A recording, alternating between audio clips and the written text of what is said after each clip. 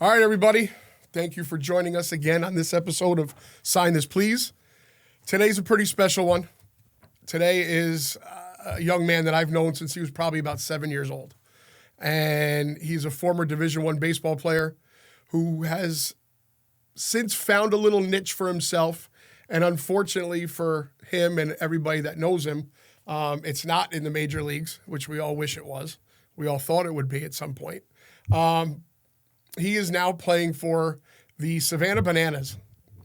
And if you don't know what the Savannah Bananas are, you need to Google it and look it up and follow this young man and the Bananas, because they are a blast to watch.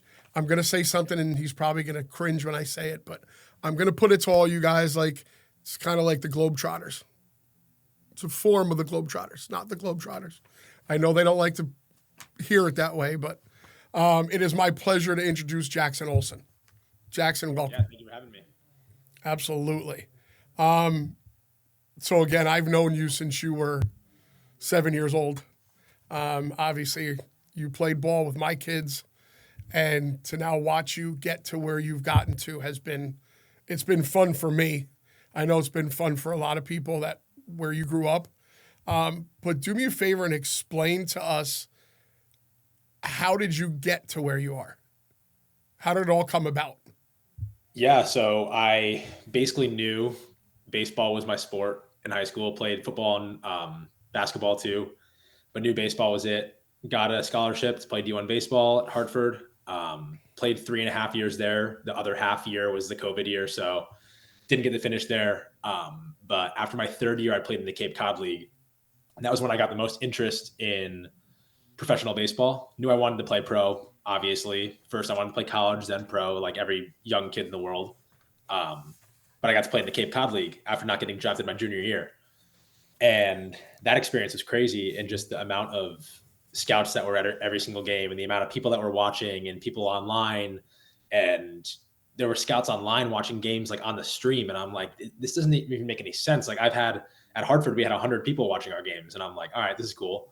And so got an offer from the Diamondbacks while I was there for $5,000. Turned it down. I wanted to say yes to it immediately. I was like, pro baseball. I'm going to be a professional baseball player at 21 years old. Like, let's go. I'm done. Like, let's do this. Called my dad, called my coach at Hartford, Justin Blood. And they were like, don't do it. You're going to get drafted next year. Don't worry. The draft is going to be, you'll get drafted 25 to 40 rounds next year. Like you're going to get more money. They're going to have more invested in you. So I'm like, all right, cool. Got to go back to college. And COVID happened that year. So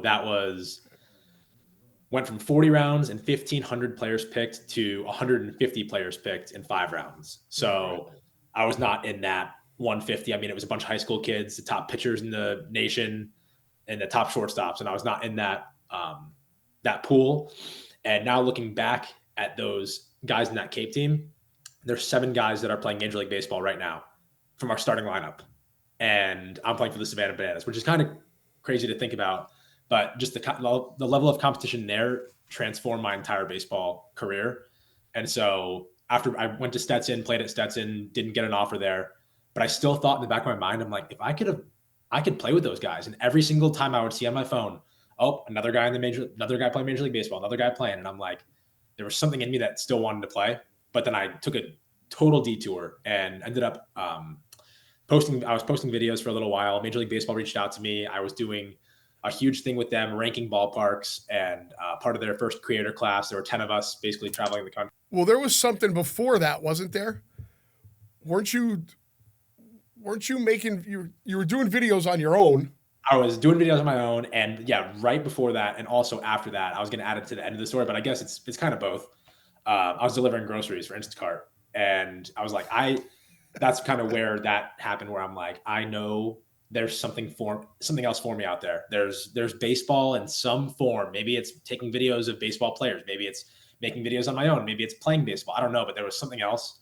So there's actually a funny story that I went to New York City with my mom, and I had this job interview, and it was for like a consulting. I still to this day, I do not know what it was for, but I was interviewing for it, and I had this suit on, and I walked out of there, and I remember my mom saying, and she reminded me of this over this past Christmas. So I'm glad I didn't share it before. And she was like, do you know what that was for? And I'm like, no. And she was like, I don't either. And I don't know why we went. Why did we go to that? And I was like, I think I just realized I had to get a job. Like I had to do something because Instacart I wasn't making any money on Instacart, whatever. But I was like, I trust myself. So I went back from that interview and I made my first Instacart TikTok where I'm like, you know what, if I'm going to Instacart and deliver groceries, I might as well make it fun and like try to get followers this way. And my first like 3 or 4 Instacart videos got 500,000 views. I was getting millions and millions on every video I was posting about Instacart. And I'm like, what is going on right now? Like, this is not normal. Like no one was making videos anyway, but then no one was making videos about delivering groceries. How are you making that fun? I would set up my phone in grocery stores and I would set up my phone outside the store and do these funny skits while I was shopping, which probably the customers were probably pissed because it was taking a long time to get their order. But I realized if I can make Instacart fun, I can make anything fun. If I can make that part of my life exciting, then what else could be exciting? And now I'm able to make playing for the most fun team in baseball exciting, which is much easier to do. But yeah, so like I said, I was posting for Major League Baseball and then I realized the bananas was a thing. And I'm like, wait, if I could combine TikTok and baseball, like that would be sick. But I hadn't played baseball in a year. So I'm like, oh, we'll just try and see. Posted a TikTok. Jesse Cole, the owner, saw it and was like, let's do something, come down for 6 games in the summer and we'll see what happens. And now I'm on this crazy tour for the 3rd year in a row. But it all started just making a silly little video. Unbelievable.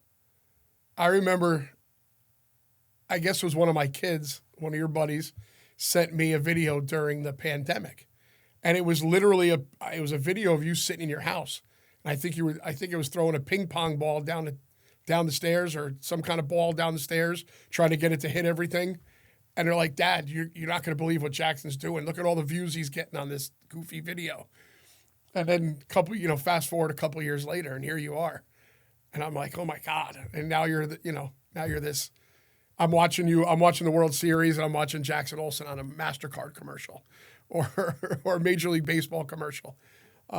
Absolutely insane. So when you travel now, right, when you're in the airport or wherever you're going, do you get seen more because you play for the Bananas or because you're this TikTok sensation? I think now it's a mix of both. Okay. Obviously, before I played for the Bananas, that was it. It was just if they've seen me on TikTok before, that was literally it. But now I think it's a mix where obviously I'm not wearing banana stuff in the airport, but people will notice, and it's not necessarily just the airport, but like I was home in Connecticut at Stu Leonard's, and my mom and dad were like kind of taken back by a couple interactions where they were like, "How does that like what?" We were in the mall, and actually, it was funny. We were talking to.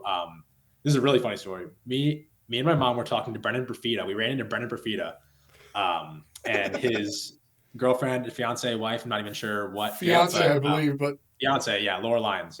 We're talking, and this kid runs up, like sprints up, and I'm used to like this happening a little bit now. Okay. But like Brendan literally went into like military mode because he's in the military, and he went into military mode, and he was like about to deck this kid.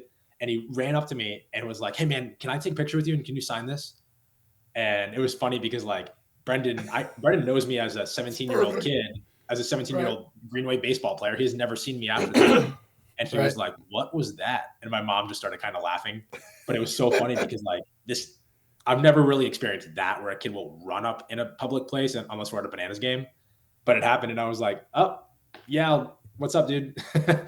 And it was cool. So I would say it's a mix of both now. Well, what did he ask you to sign? He actually did. He was like, "Can you sign something?" And then he didn't have anything for me to sign, so we just took a selfie. You've had kids come up to you and ask to do TikTok videos, haven't you? Oh yeah. Where they've asked you to like, "Can you make a TikTok with me real quick?" Yeah, I mean, I literally just spoke in front of the entire Scout school, so it was probably 6th and 7th grade, maybe. There were probably 350, 400 kids in there in the auditorium, and I was speaking to them, and I was like, "All right, any questions?" And of course, first kid, "Can we make a TikTok?" And so he was like, "What do you want?" And obviously, he asked the question and then didn't have in his mind what he wanted to do for the TikTok. So I'm like, "All right, We can do a dance if you guys want. Probably wasn't ready for you to say yes. Brought up like 15 of them, but like I was like, who wants to come up? And everyone raised their hand and started running up. And I'm like, oh no. But like I would have never been able to make a TikTok in front of even 2 people. And now we're doing it in front of probably 50 teachers, staff, 300 kids. And I'm like, this is crazy. So yeah, usually they will ask to make a TikTok. That's so funny. Do you sign more autographs or do you take more selfies? For games, I would say it's definitely more selfies.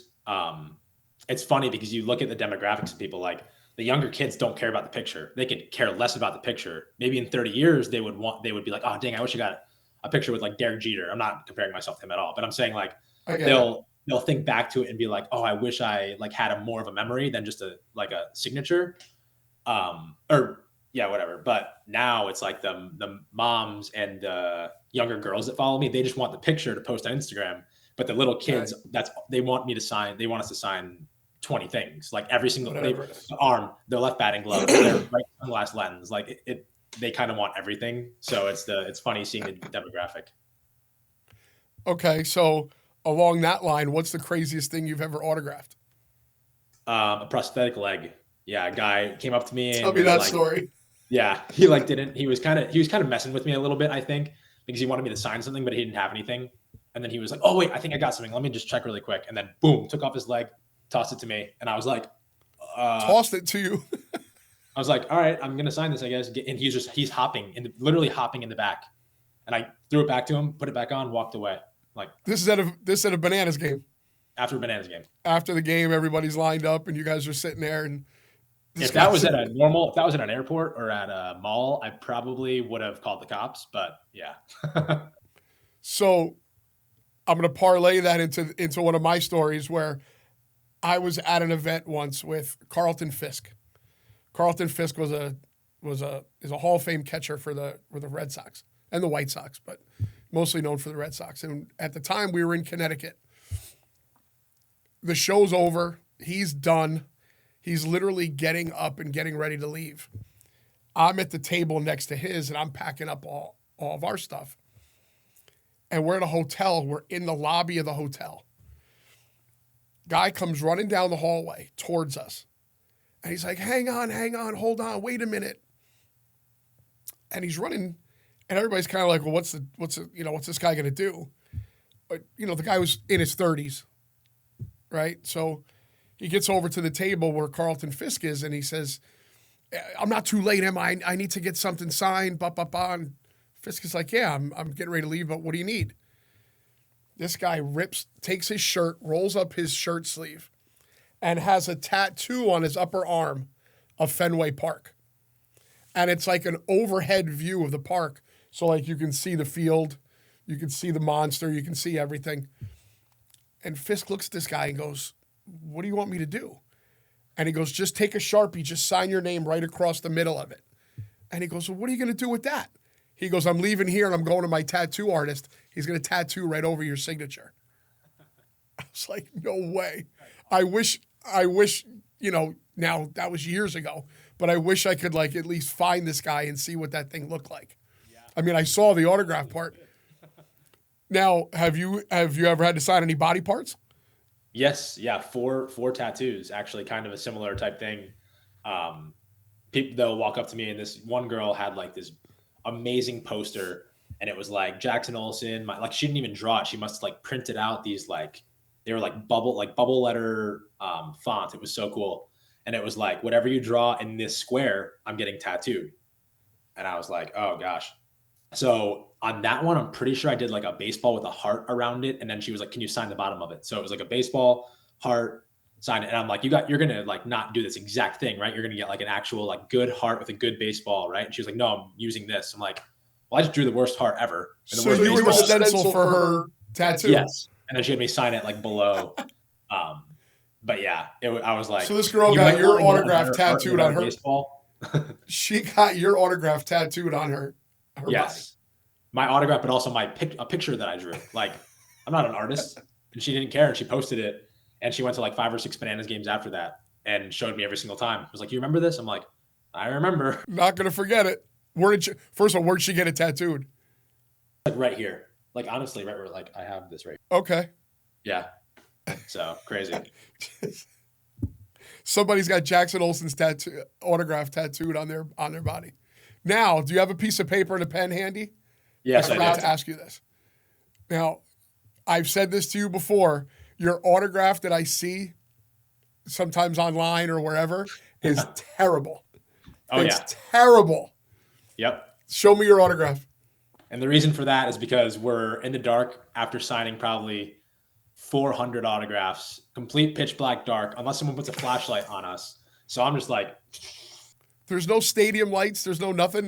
You go until you're we're done. outside the stadium. We're in the concourse during this part. So really, we don't sign in the stadium. I mean, before the game we do, but after the game, it's 10 o'clock at night. We're sometimes in the pitch black, and people are coming out and like, no way. This is my quick. So this is, I could do a better one, but this is like the one where if there's a kid that wants something signed, massive people, and you just need to do something quick. Okay. Underneath it, give me the neat one. Give me the one where it's just the one kid in the mall runs up to you and you give him the good autograph. Let's compare the two. All right, this is the neater one. Much better. Much better. But this is a cooler one for like a jersey. Like if some people will come up to me and be like, "Can you sign it as big as you can?" And I'm like, "Sure." Like, and then they'll literally have to take the jersey off. They'll hold it. Their parents will hold it, and I'll sign the entire bottom of it. And like the top one. Oh, so you don't sign it on the number? The what? Right. So you don't sign it on the number on the jersey. You sign it on the actual jersey. We have blue numbers, like darker blue numbers with a yellow jersey. Yep. And so they'll sometimes the Olsen jerseys, they'll have me sign it like right under my name sometimes, but it's like that's when I'll use the longer one. But when they're like, "Can you sign it as big as you can?" I'm like, So you said there's after games you're signing 400 autographs. Oh, more. Explain to me how the whole process works after a game. Yeah, so after the game, we have about end of the game, we know that it's not the end of the game because we're about to go in the plaza. And they're actually going to have to change it this year a little bit. And they changed it last year a little bit because there's just so many. I mean, at Major League stadiums, there's going to be 45,000 people leaving the stadium. It's got to be safe. But usually what happens is we get the winning. So whoever wins the game. So if the party animals win, then we'll go out like not before them, but like we'll get a move on. So people aren't leaving the stadium and like all just leaving completely. Because whoever wins the game has a big finale and they'll do a lot more things and blah, blah, blah. So if we win the game, which hopefully always happens, but does not always happen. We win the game. We do our handshakes, whatever, do our final dance, go in the dugout, drink a protein shake. And then we'll go out in the plaza. We have these lollipops that have like a big PVC pipe with a massive circular piece of cardboard, and it'll say our names on it with our number. So we'll walk out and they have basically people are already lined up where they think we're going to be. And so there's cones, and then sometimes there's a bike rack for a couple of us. So people will guess like, "Oh, there's a bike rack, like Jackson might be at this one." So I walk over there, stick my PVC pipe in the cone that's set up with my thing, and I look out in the distance, and I'm like, "This is going to be a long one." This is going to be a long one. It could be 400 plus people. Usually more. Yeah. Usually. But how long does that take? I mean, we can't get everyone. So what happens is after like probably 45 minutes to an hour, depending on, they'll gauge it sometimes. Like, hey, if this is a good setup, there are lights, they'll let us stay out longer. But if it's a madhouse, which sometimes, I mean, last year we were in Indianapolis. Oh my gosh. We were on this hill, and this is like before a couple of us were getting kind of big names, whatever. And there were more people coming over to us. And so we were on this hill, and the ticket team doesn't understand, like, there's going to be 1,000 people going to get Jackson's autograph. Who even is Jackson? Like, it was early.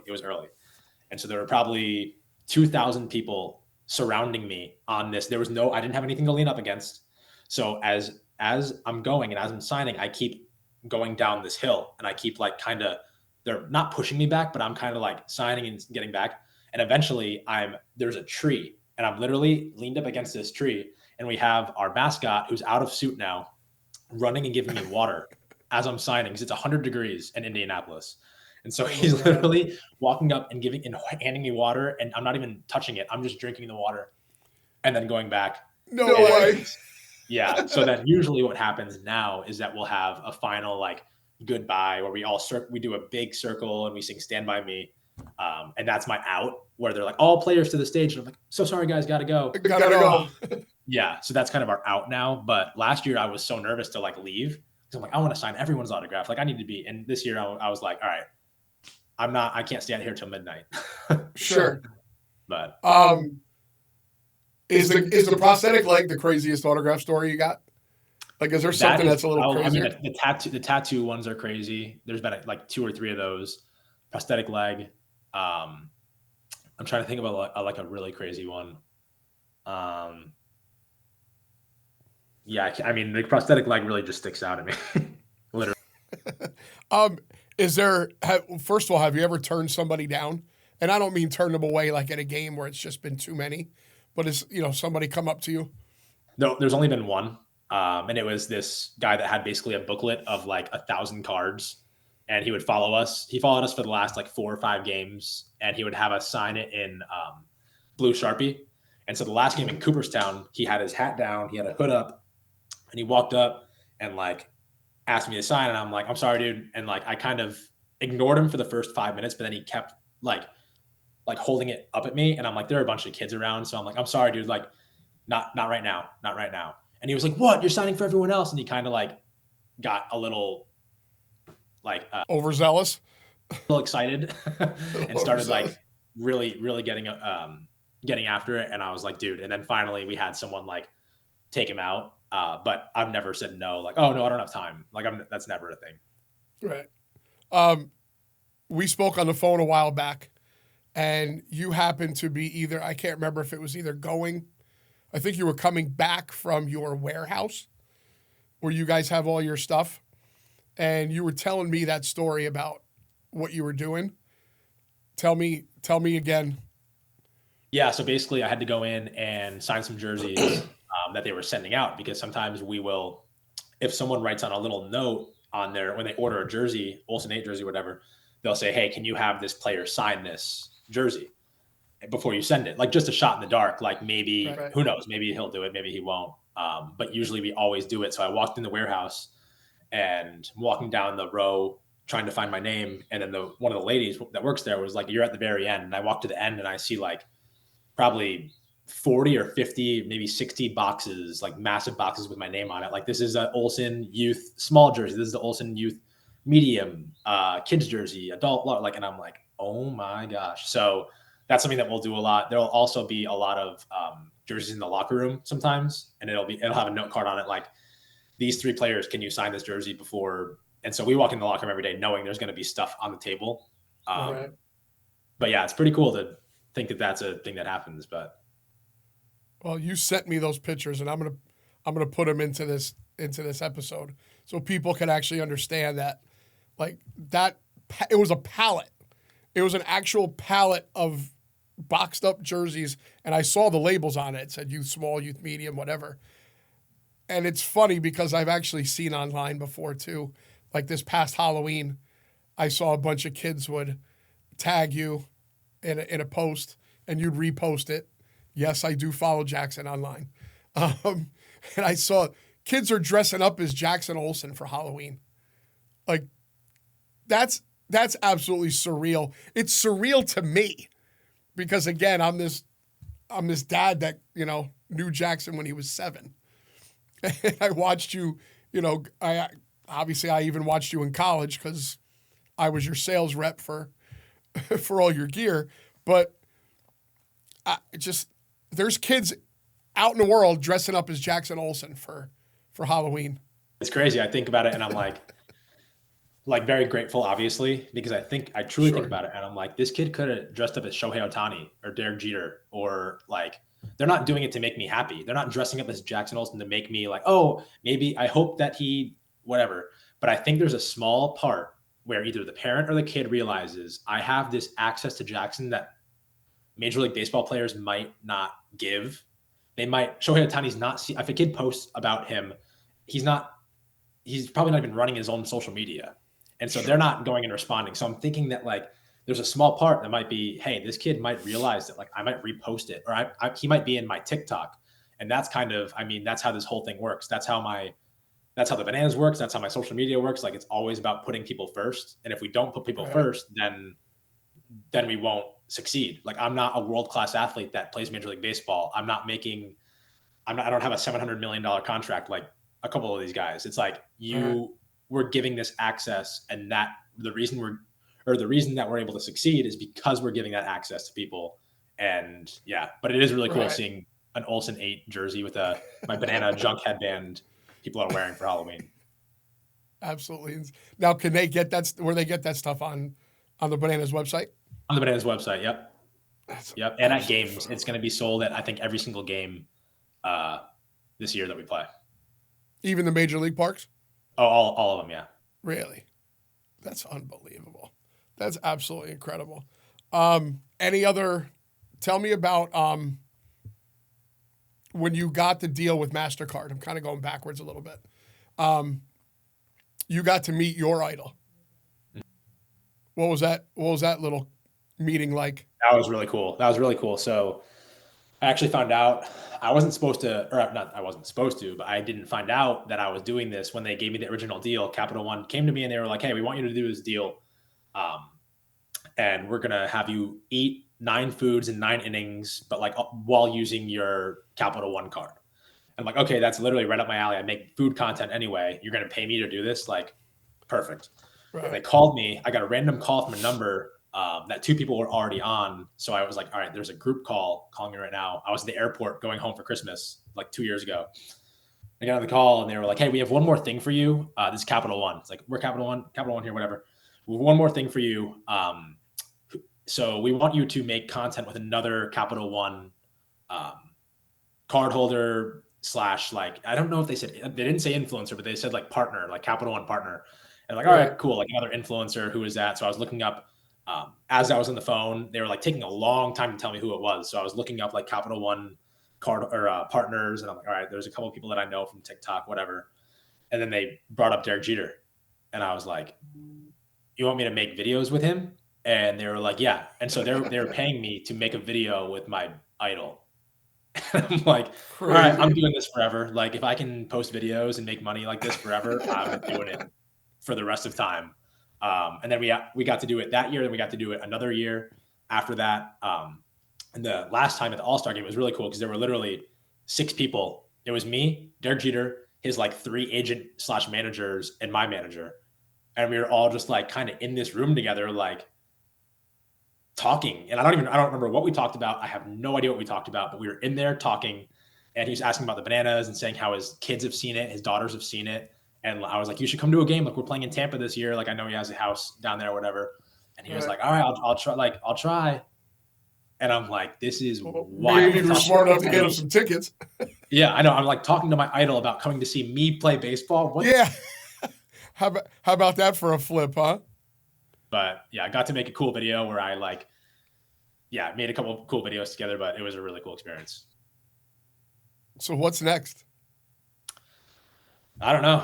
I mean, every year something else crazy happens. I mean, at the end of last year, I was like, all right, cool, good year. Season ended.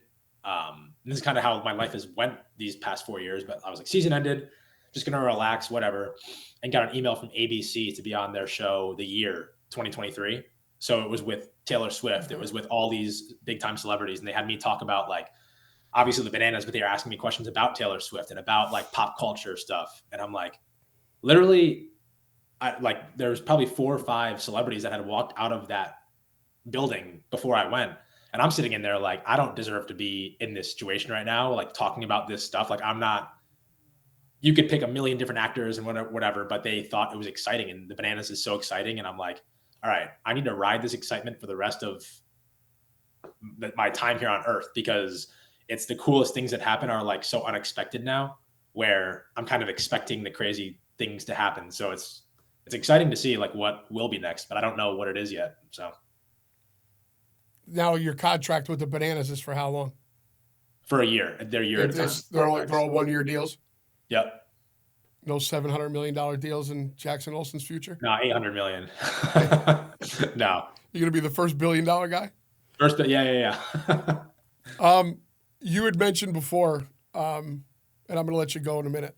But you had mentioned before when you get to games, sometimes there's usually stuff on a table. When you guys have to sign all that stuff, do you know where it's going? Do you know who it's for?